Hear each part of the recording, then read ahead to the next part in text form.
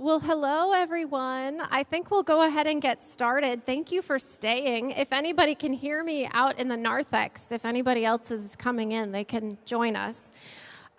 We'll go ahead and get started. I think the first thing we'll do before we have a special presentation, I do want each of our participants to introduce themselves and tell us more or less when you came. So just a very brief introduction of your name and about when you came to the church, okay? Can we get the doors closed in the back? Everybody's still chatting in the back, and it's helpful if we close the doors. Makes a big difference. All right. So you want to start, and you could do that after you introduce yourself. Yes. Okay. Hi, everybody. My name is Patricia Struer. I have been in this church, 68 years. I joined when Shelby Lee was at the Little Red Brick Church, and I've been there at the Little Red Brick Church, until we moved over here in the 60s. So I was there for some time. I'm glad to hear, I'm Bonnie Spiegelberg. I'm glad to hear she's been there longer than I have been. We came in 1962. Harry began at the Institute, and that brought us here. But it took us a while to become members, and that I will talk about later. My name is David Cook. My wife and I, freshly married, arrived in Appleton on the 1st of August in 1965. And about 2 months later, we joined the Congregational church in the old church. So September or October of 1965 when we have been here. It's 60 years. Thank you. So as you can see, my rule for getting onto this panel is you had to be Red Brick Church people. So we do have some other folks in our church who were Red Brick Church people, but that was the rule. So it had nothing to do with age. It had to do with being around since the Red Brick Church. So no giving me dirty looks. So you almost have to have been old, almost, but, details. So to begin, Pat prepared some remarks. So we're going to begin with her reflections before we proceed with some questions. Now, when you put a microphone in front of me, I get all bubbly, and my fingers are got arthritis. And so I wrote these notes, and if I stumble, please forgive me. So here we begin. Like we said before, I have been a member for 68 years. And joined under Shelby Lee. I want to just say an offshoot of Shelby. It was his purpose, if you had read John's book, that he was supposed to visit all the parishioners because we were starting a capital campaign, and he was supposed to do that. I know I was visited by him in my home, and it was sort of interesting because my name at that time was a C, and I suppose he started with the alphabet because the rest of the parishioners did not have the privilege of having him come. So, and he didn't stay that long, and the capital campaign didn't go on either. So, but I want to talk a little bit about the construction that John had given us last Sunday. And he made a remark that caught my eye or ear, and he said, I don't believe we had coffee hour in the old Red Brick Church. That's a falsie, because we did have coffee hour. If you came up the back steps to the right, there was a beautiful lounge. It could have been in a beautiful home. It had brass lamps, and I'll get to that later, and carpeting, and it had like a little bit of a kitchenette like we have up here. And coffee was made for us, and what we would do, we'd have couples do it. That was a way of introducing people to one another.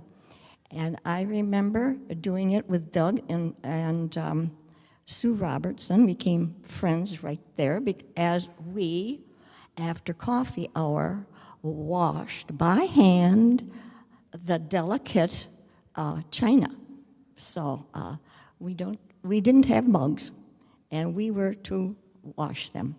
And there, again, it was a reason to just get to know one another in the church congregation.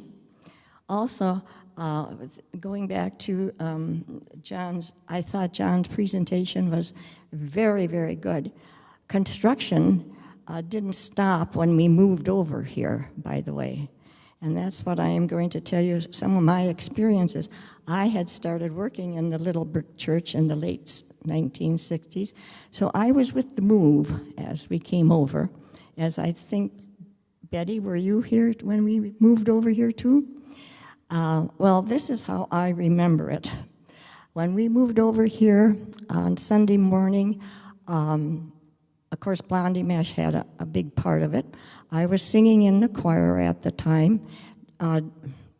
Reverend Severson, Don Severson, I believe, was our pastor. He had also had some lay minister, Dr. Geezer from Nina, who was retired, and he was filling in, not as an interman, but he was filling in to talk to different people of the Congregational. I think at this time we were in transition of a new pastor, and so he was trying to keep us all together. And he did preach a few times also for Don. He was sort of a helpmate for him. But back to the construction. We, on moving day, Blondie thought it was a good idea, and we got the approval, I guess, that we were to start in the old church through the service, and at one point, as we sung a hymn, we stopped singing. We got in our cars, and some people walked over here. We gathered in the parking lot, and we were not allowed in until we sang, and we walked in, and we finished the hymn that we had begun. So that was, I guess, the unity or the splitting or whatever we called it. Remember distinctly. I don't remember the chairs as John had talked about, but I sang in the choir. Maybe we had a choir loft at that time. Don't remember. Had folding chairs. She says folding chairs. So, okay. And that's how I remember coming over and meeting. I started working in the little brick church, sometime in the late 1960s. And as I said before, I could go into all my newfangled, old-fangled machines and things that I used. I don't believe anybody has ever heard of a dictaphone. I took a message from Dr. Severson, and I never was so nervous in my life, but we got through it. I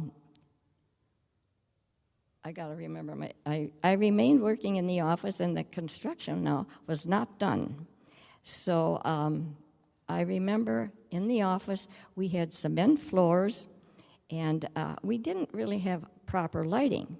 And there's where we had, someone had brought over two brass table lamps and a floor lamp that had been in that beautiful area that we used to have coffee in from the little brick church.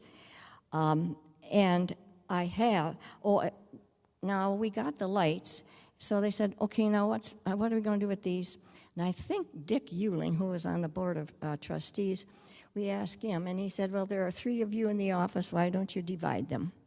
And so the financial secretary took one of the table lamps, and the secretary, Esther, took one of them, and I got the upright steeple lamp that is in my lower level today, and I use it, works perfectly.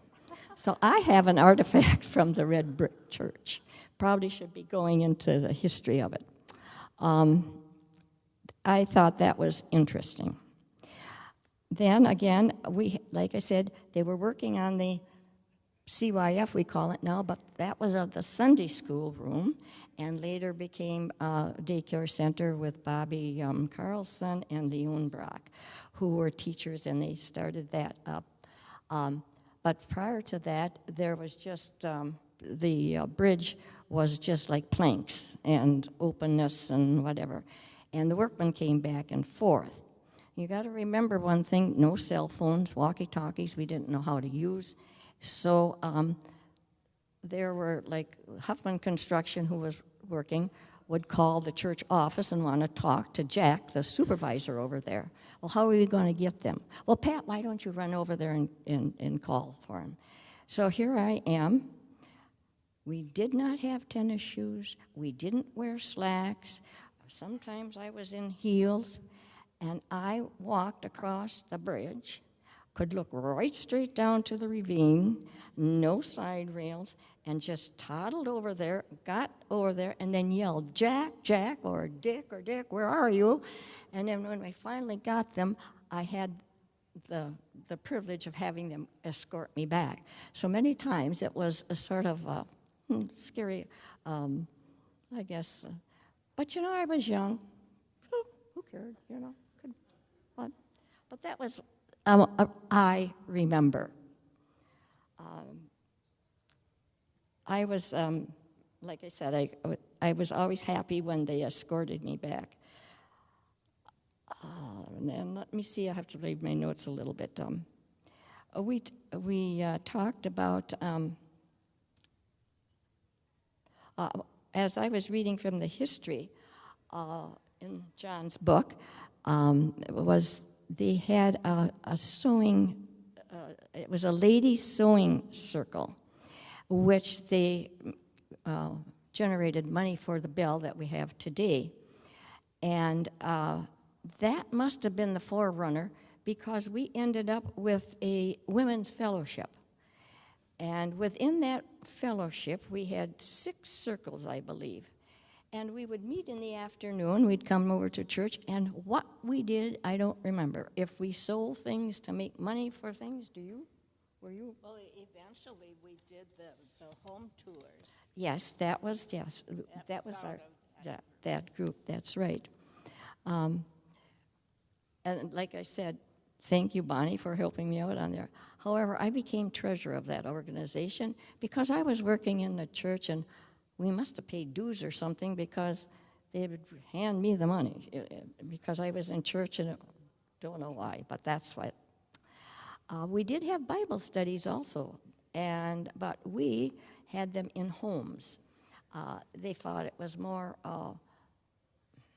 home setting. Maybe we could get to know people better on a personal basis because we were in the home setting. Sometimes we had dessert, sometimes we didn't. It was quite hard, though, at times to get the homes anytime you have a meeting, where are we going to meet type of thing. And I remember we had leaders, and one leader in particular that stood up to me is Graham Warring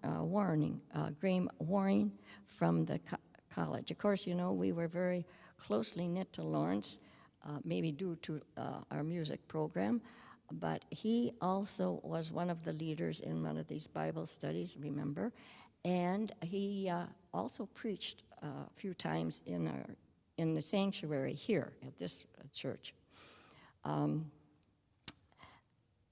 Now I'm going to jump a little bit with an I remember. We had communion. Our communion was quite different, and not different to say the least, but we had a board of deacons and a board of deaconesses. I was president of the board of deaconesses, and it was our job or privilege to get the elements ready. And I think we also served. I'm not sure on that point. But we cut the bread, and it was all white bread. Gluten-free was not heard of. And we would decrust the white bread, and they were all cut in beautifully, almost identical, and put them in plastic bags, and then we assembled them in the sacristy here. They were always on those little white silver plates, and of course looked beautiful. And of course then we would pour the juice in the glasses, and if you know how small that is, it's pretty hard to work with 4 people in there sometimes, but we made it and did it, and we put the wine, that was a controversy too for a while. We should have wine or juice. And we would put the juice in these glasses, mind you, glasses, not what we have today. And they, after church, had to be washed. So a lot of times we would wash them. Well, then they got a contraption, that the downstairs dishwasher could use them, but they still had to be rinsed. So we had to rinse them, put them in the rack, and then the next morning, I imagine the custodian took them down and rinsed them. So like I said, we've come a long way from what we had back then. And this is what I remember. After a while, there was some sort of administration changes or something, thought that we should be more social, to get our congregation more socially inclined. And I remember Bonnie Spiegelberg, Mary Kay Hornthith, and myself meeting at your house and to brainstorm an idea where we could bring people together and maybe have a short program. Out of that came our doubles club. It was like Mr. and Mrs. We had the doubles club. Friday night potluck. You know, Congregationals were great for potlucks, very great for potlucks. And we would have on Friday night with a short program. I remember when it was my turn to have a short program, I had a financial person come and talk, which was very enlightening because her last sentence is, do something. That was her last sentence. I'll always remember that. Another remembering. But as you know, as our church is very progressive and we're very liberal and whatever, we felt that the doubles club was being a little bit segregated. And so eventually the doubles club became potpourri, right? We called it potpourri so that we had everybody included. So again, way back then, we were including people. And I don't know how long that lasted or whatever. Somewhere along the line, we formed a spiritual life commission. And that was to enhance the spiritual life of the church and the congregation. There again, I was president of that organization. And now I'm going to diverse a little bit and tell you about when we had Wacky Mackey. That's what John called him. Mackey was an interim minister. And as John alluded to last week, he was from the Reformed Church, and we had the collection plates there. And he's sort of a nervous guy, and this is true gospel. He was on the phone with me constantly, almost every week, on how the church service was going to run and this and that and that and where I do this and what and that. It became almost a pest. He would even come over the house. And so, therefore, I named him Wacky Mackey. And I was pleased when he left because I said to my husband, I said, golly, if he wants me to run the church, why don't I go over there and they can pay me? So, but we made sure that everything went right with in the church service. One of the latest volunteer jobs that happened while I was working here in this church was that our secretary, or our financial secretary, was named Cheryl. She decided that it was too big of a job to count the money on Sunday, the collections.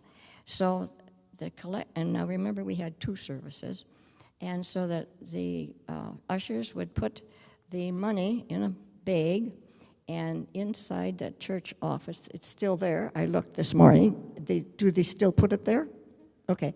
So the ushers put the money in this little trapdoor thing, but it's all locked up. You couldn't get it out of there, right? But anyway, so on Monday morning, there were teams that would come in to count the money. I was on one of those too. And this is what happened. This is funny, really, because Cheryl would come. We met in the church library. There were two of us, and Carla Ovenhoven came in every Monday, and she had a computer that would transfer all the numbers that we had counted.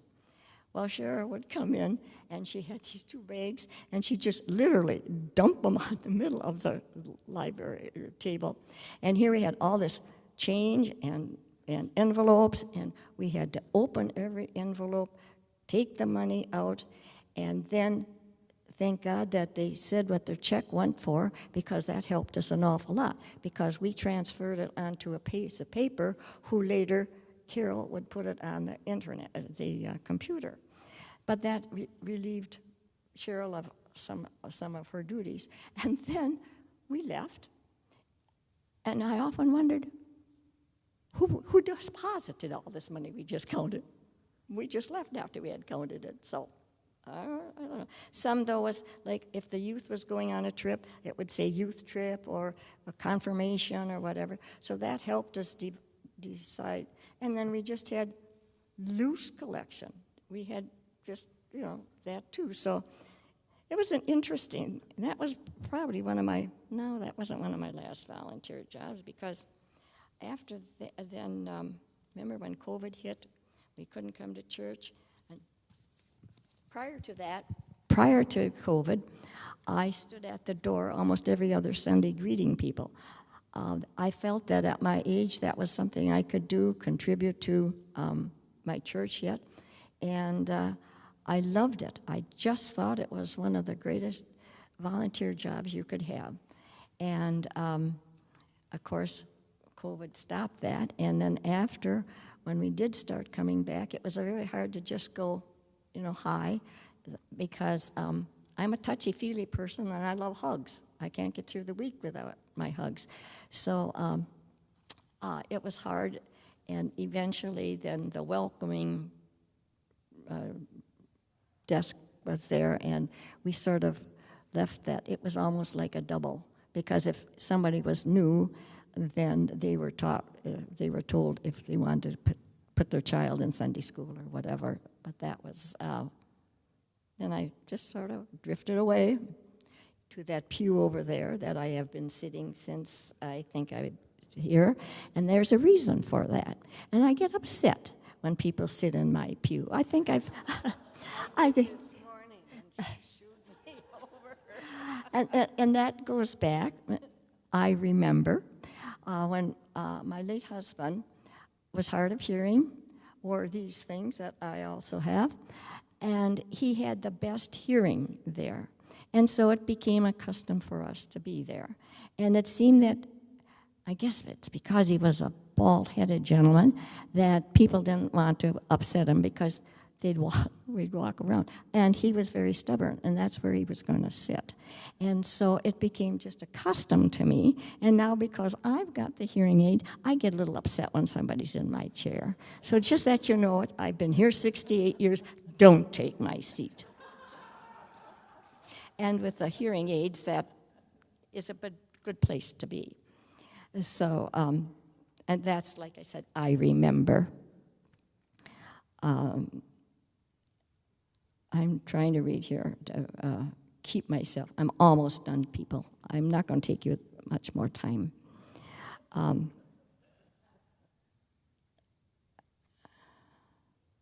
Let's see. Now, I had told you about Wacky Mackey.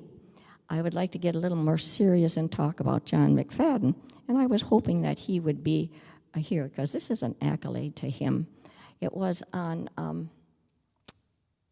Easter Sunday morning, and of course, at that time we had the two services, and at one point he would disappear, and all of a sudden he would come in as a soloist, Miles the soloist or something. But this Sunday morning, he came in with sort of like a gray gown, very solemn. And, of course, with his acting ability, he came in and he appeared as Pontius Pilate. Now, we all know the story about that. But to hear and see him in front of the sanctuary, it was so dramatic that the whole sanctuary was spellbound. It was a special moment to remember. And I wanted to say, I never have forgotten that, John, of all his tactics. And Steve Savides couldn't surpass John's acting at all. But that was maybe off color. But I have seen through the book. I went through the book. I have gone through or been acquainted with almost 12 pastors. I could give you a little quip on all of them as I saw them. And now we've come to the point where we have Pastor Nick and Catherine, and I don't know who's going to follow them. I hope I'll be still around if they decide to leave or whatever. I can just add more to my list of maybe 13, 15, whatever. But don't do Are you trying to get rid of me? No, I don't know. I'm just saying at my age, I would hope that I could be here to see more, but that's in God's hands. We all know that. I would like to just close in saying that for now, I'm still on my journey of faith, and I always know that I'm welcome here.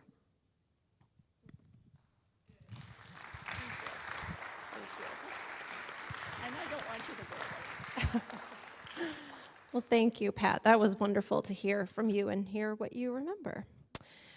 Well, I want to turn to Bonnie and David. And one of the things that I think about with just all the years that have passed since this.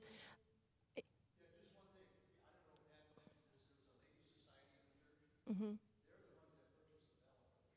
Yes, she did mention that the Ladies' Society raised the money to purchase the bell for the church. Mm-hmm. No, we didn't read the inscription of the bell.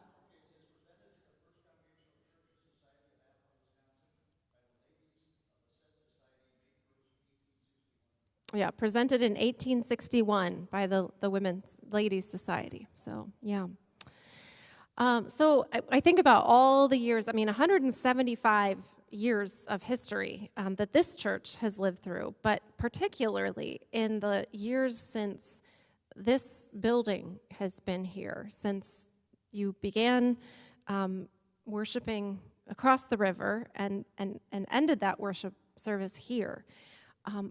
This nation has gone through so much history. And so one of the questions I wanted to ask, and either of you can offer to go first, is if there's a memory from the 60s or 70s or later that captures how the church responded to social changes, to any of the issues of whether it was racial justice or Vietnam. This church lived through so much history. And just whether there was conflict in the church or the church had a sense of unity on these issues. Would either of you want to speak to how the church responded to major social changes that we've gone through? I will start. When Ernie Heron was here, it was right during the Vietnam.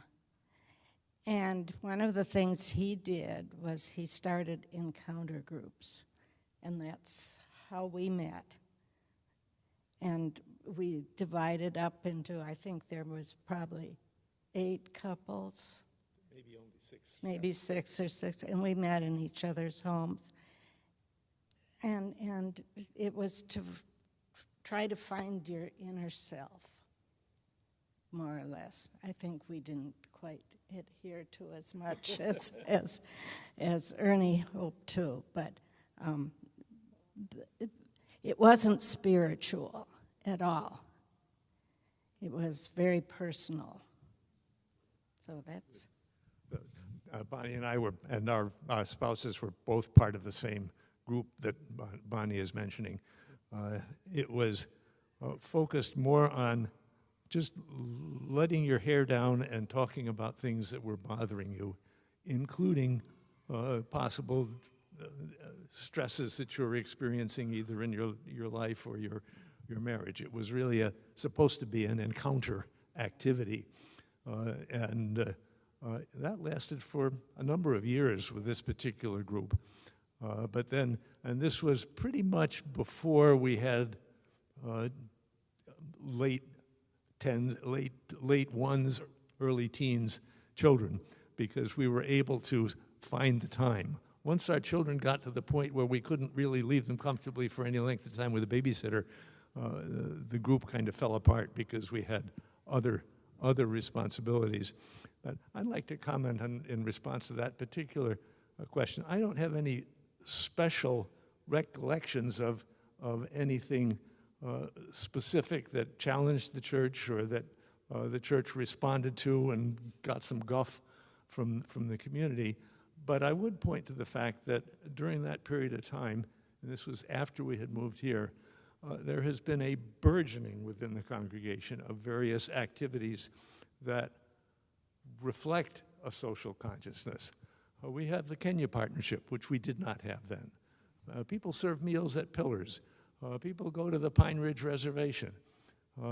People are involved in planting a row garden project. That actually started on our property with Jack Harris spearheading it, and the garden was out on our property in Freedom for a number of years before we moved and it was relocated.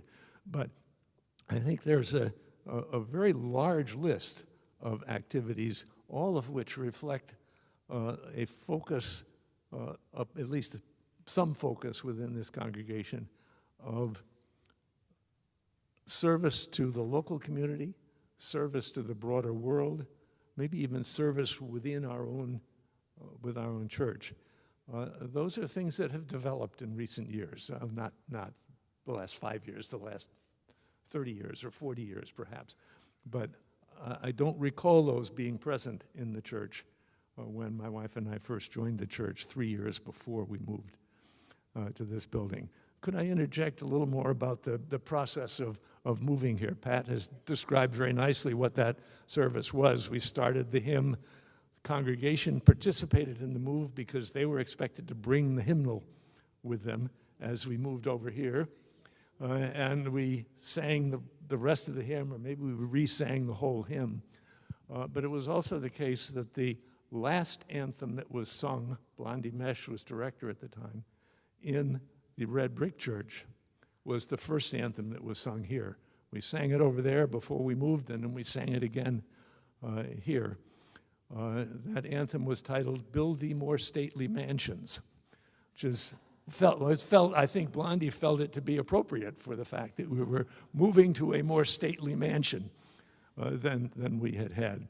It wasn't as stately as one might want it to have because we had to make do for a year or so with a Hammond organ in the loft over there, which was given to us by the Buchanan family, Grandma Buchanan, in the old big house at the end of College Avenue. And that Hammond organ lived in the chapel for a while after we acquired this pipe organ. But I think there's a lot of evidence that this church has not only had a long-standing history of being involved, sensitive to social issues worldwide, but also being growing and increasing its activity on that front. I was just going to add a little antidote. I said to my friend one day when we came to church, "Oh, I opened a bulletin. Now I wonder what new thing is there." But that goes to show you what kind of a church we were. We're out there. We're out in the public. We're open to suggestions. We're always having a new project going on. And I think that is where the word church is so important. It's all inclusive. And I think that's why that maybe our membership is growing, because we have so much to offer. You can go to Turtle Creek, you can go to a women's retreat. There are so many opportunities here. That goes along with Dave saying that we never had, I don't think, any big social problems that we had to stand up by or protest. It was just there, and we took advantage of it, and we still are. And that's what makes us, I think, so unique, that no matter where you are on life's journey, you are welcome here. One more aspect, way back. This would have been in probably 1966 or 67. My wife remembers going to a meeting that the pastor at the time, Ed Dahl, had called to discuss diversity and inclusion. And I don't remember this, but my wife remembers that there was one of the congregation members at that meeting which said, "We don't really have any problems of this sort here in Appleton. There are no blacks here." Now, that would be, at the present moment, there would be gasps from the congregation with that being said. But that was probably fairly reflective of the time. And certainly in Appleton, that attitude is still somewhat there in Appleton. I know some of our Lawrence students who are ethnically different from the dominant white have no problems on campus, but they still have problems walking up and down the streets in Appleton.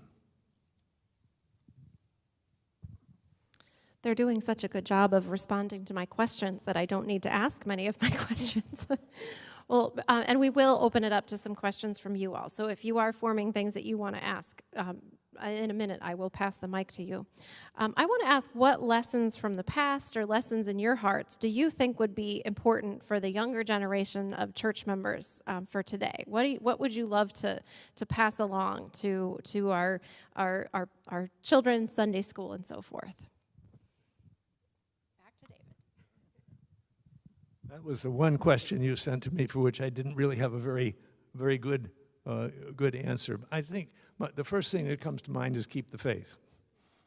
But continue to be as active as you already are. I'm impressed with the number of children that we have coming up every Sunday morning. There are congregations that would be very pleased to have 1/3 of that many children in their congregation. The number of people who are continuing to join our congregation is impressive. And I think it's partly because of all these social activities and the focus that we have. It's also because of the good music and the great preaching that we experience as well. But I don't have any really very good advice except for that one thing. And that's very good advice. I think bringing the children to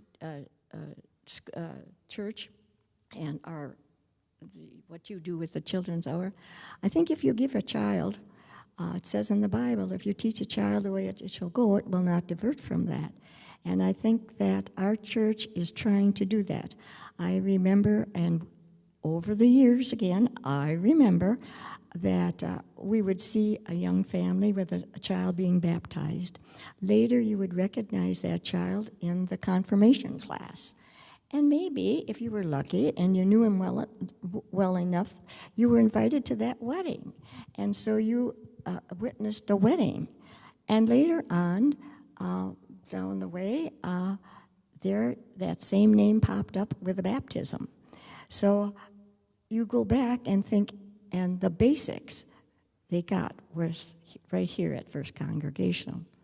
And where they go after that, we lost track of them. Some stay. But you got to remember that we were the first to have these children and to teach them. And I think that's what we're trying to do today. Yes. I'd just like to add a couple of more reminiscences of the process, or maybe 3, of the process of moving over to this church. I remember attending a fundraising event. The date was the 12th of November, 1967. And I will tell you in a little while why I remember that date. But it was a fundraising event. Bill Chandler, who was the same Bill Chandler that Nick mentioned in his sermon last Sunday, gave a speech or an address that was designed to inspire us to make even further contributions to the building of this building. And he talked at some length about what he called the Yabut's disease, that far too many people were afflicted by the Yabut's disease. And he went on to explain that this was a situation where when somebody comes to ask you for money, you're quite likely to say, yes, but I have this other obligation, or yes, but this, or yes, but this. I don't know what he proposed as a cure for Yabut's disease, but just alerting you to the fact that there was the possibility that you had it maybe prevented you from succumbing to it. I also remember, and this was slightly after we had moved here, John Davis, bless his soul, had saved quite a number of the numbers that had been on the pews in the old church. And he made some paperweights that I think I probably paid $5 for it or something of that sort. This was pew number 25. I think, though I don't know for sure, that the wood is also salvaged from the old church, the red brick church.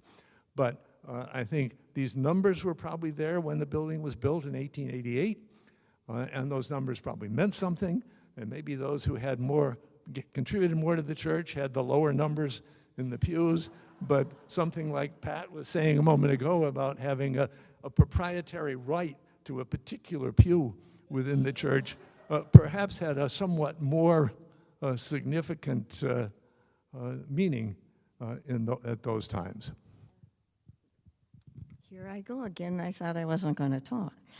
Speaking of John Davis, he also took some of the old church organ wood, and bellows, I guess, or what it is, and he made a little tree, and it was about a 7-inch little, I would say, a tree that you would put candy or hors d'oeuvres or anything like that.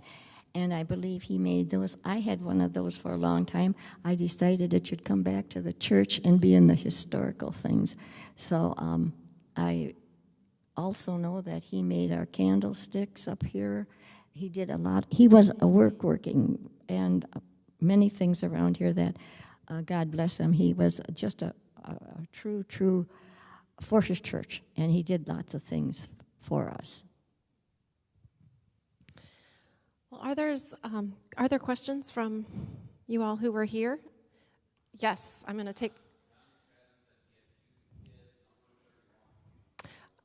John McFadden has number 31. So, any questions from?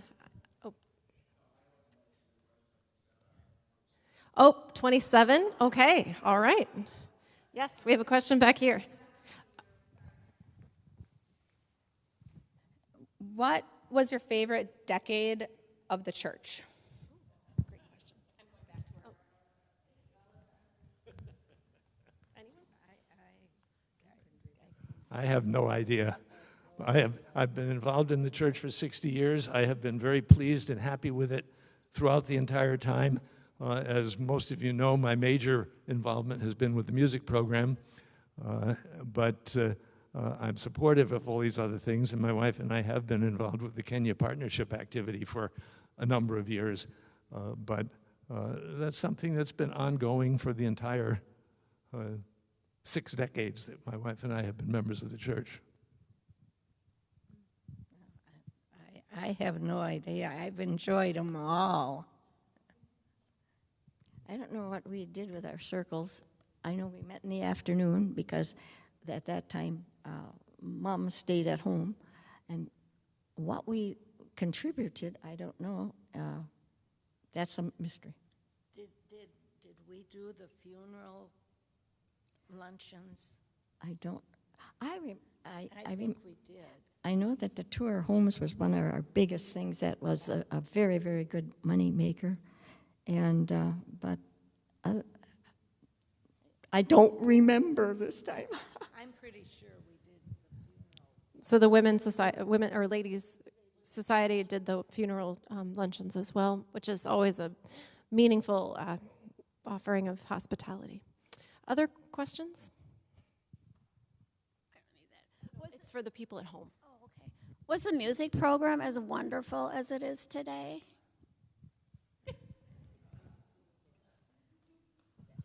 Absolutely yes. Absolutely yes.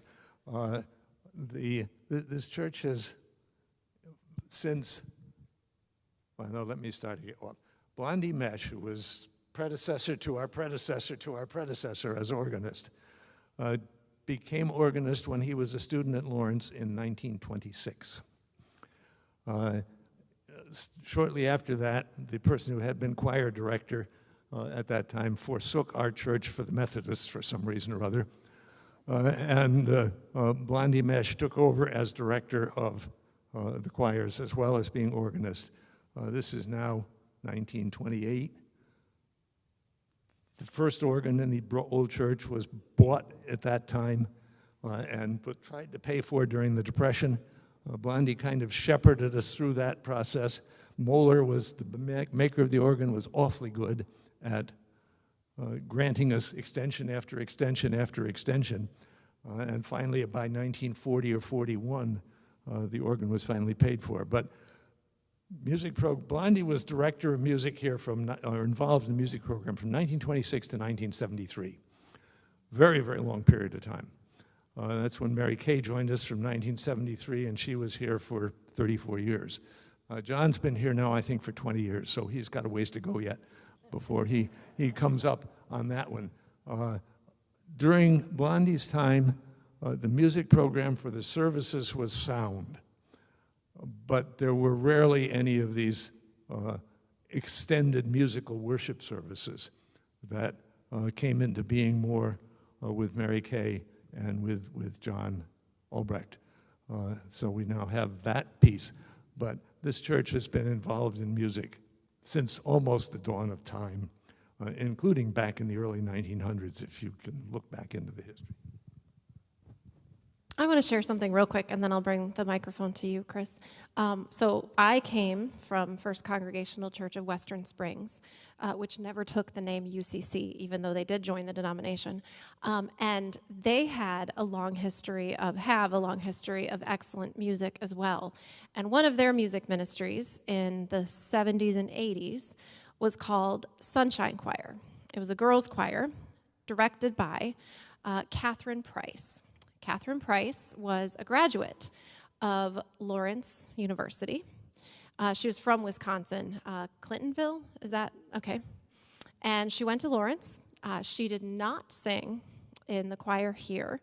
She was a paid soloist at the Methodist Church. I don't think that this church at the time offered scholarships, so she went where they were willing to help pay for her education.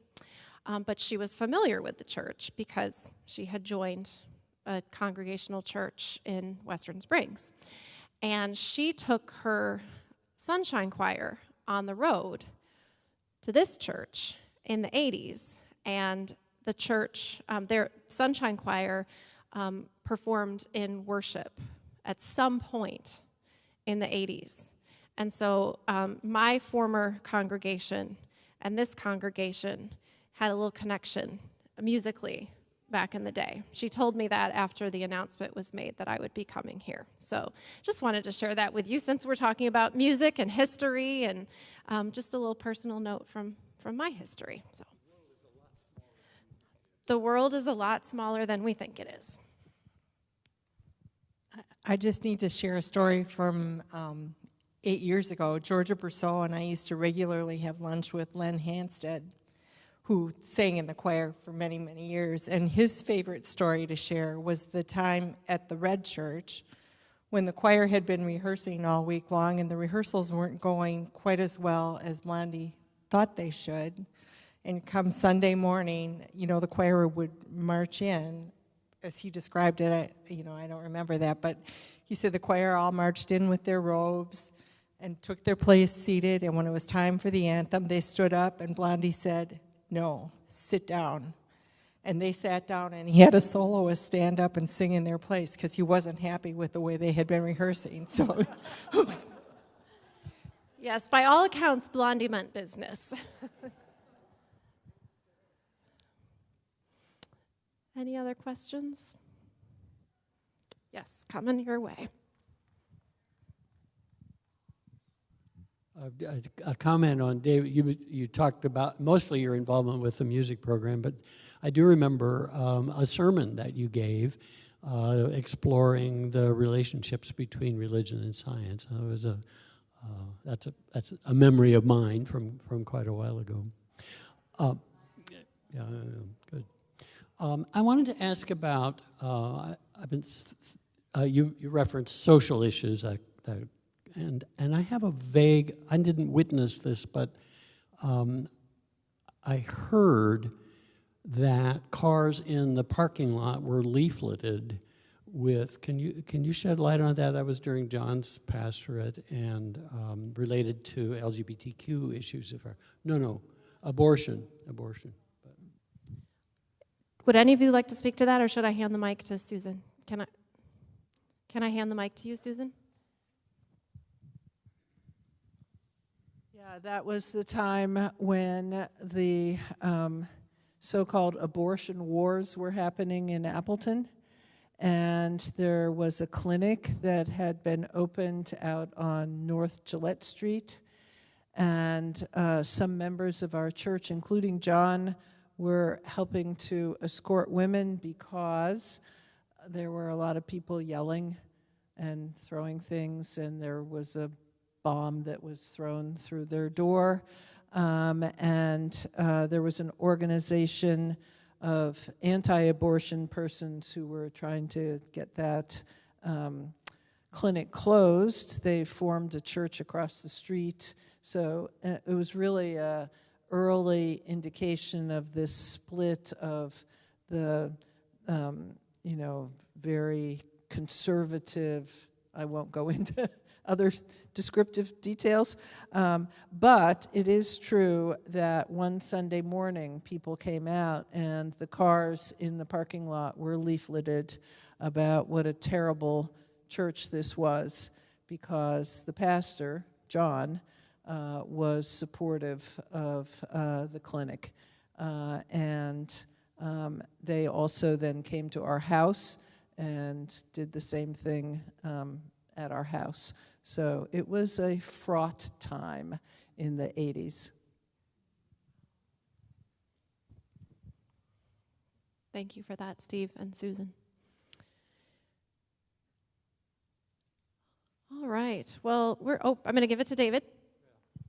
One of the other things that Pastor Catherine has suggested we might be interested in talking about is evolution in attitudes.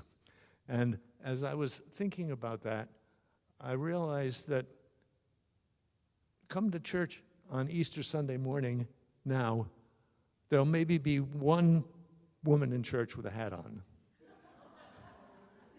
50, and you know who I'm talking about. But 75 years ago, there wouldn't be a hatless head. Yeah. Yeah, a hatless head, and the gentlemen would all be in suits, ties, and I remember my church in Troy, New York, when I was growing up, the men would all wear hats, but they would leave them on the rack outside the sanctuary, and the hats all looked alike. So there was an awful lot of shuffling of hats every Sunday morning when people went out to reclaim their hats.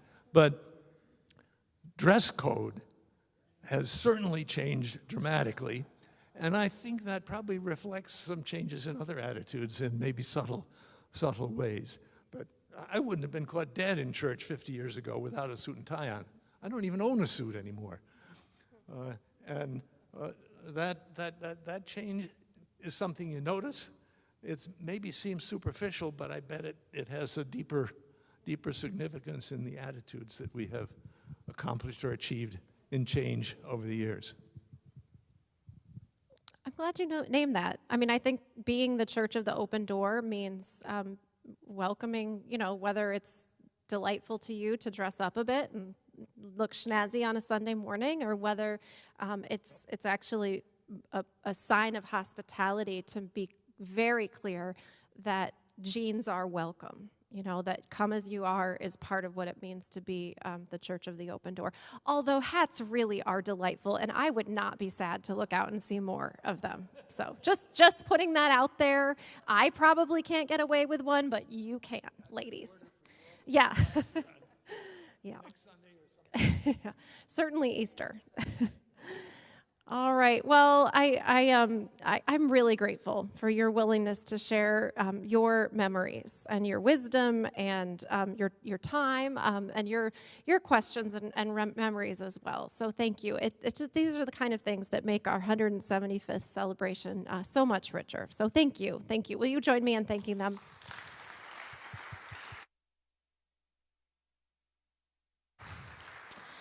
I do want to say one more thing, and that is just that some of you know, well, last Sunday during Songs and Stories, I shared a piece from our archive, and that was a newspaper clipping and a letter from the deacons regarding James Zwerg. Do some of you want to raise your hand if you remember who Jim Zwerg is? Okay, not too many people are raising their hand. A couple. Do you remember James Zwerg? Okay. This is something we're going to talk about. We'll talk about it more coming up, but Jim Zwerg was a civil rights activist, a freedom rider. Okay, so now you're shaking your head, so you just didn't remember his name. He is now, he was beaten when he went on a freedom ride tour through Alabama. And about 10 years ago, he was honored at Lawrence, given an honorary degree. He was there with John Lewis. Those are some of his friends and companions from that time. And we talked about him last Sunday. And I shared that article with a clergy friend. And he said, "Is he still living?" It hadn't even dawned on me that he might still be living, because it's very easy to forget how recent it was that somebody could get on a bus and travel to the South and be beaten and hospitalized for 5 days. He was also ordained in this church a couple of years later. He is a Timothy of this congregation. He is living. He is 85 years old, so he's not even that old. 85, that's a child. No, yeah. And I did reach out to him. I had a brief exchange with him. He is no longer speaking or teaching. He's not in a position to send us, correspondence. But I would love for us to send him correspondence. I would love for us, as part of our celebration of our history, to collect notes, cards, our way of thanking him for his living out of his Christian service, of his vocation. He was confirmed in this church. He grew up in this church. He was ordained in this church, and our deacons affirmed that he was living out his faith by doing what he did, by standing up for civil rights in the South. So that's to come. I just had this exchange in the last week. So that will be one of the ways that we will celebrate our 175th anniversary. We're going to get on this within the next month or so. So stay tuned for how you can participate in that. Okay? All right. Blessings.